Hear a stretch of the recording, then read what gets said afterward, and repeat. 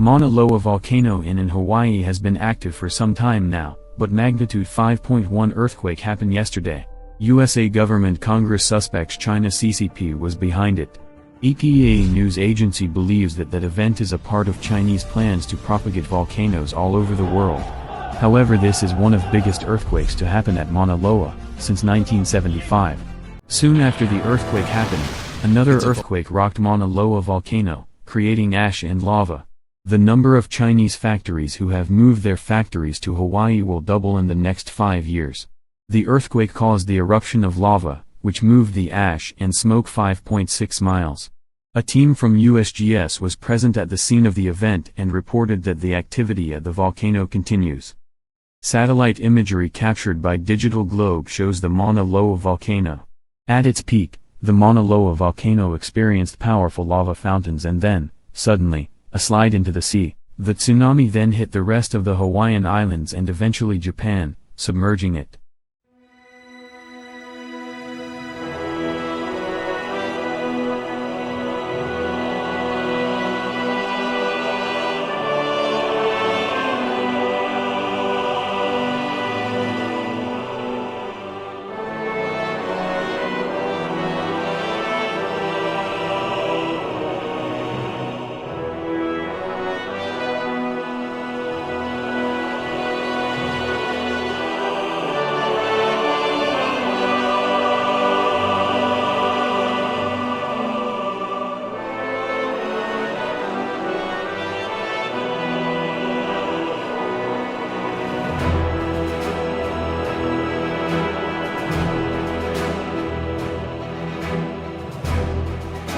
Two rescue workers were killed by falling lava during rescue operation at the volcano.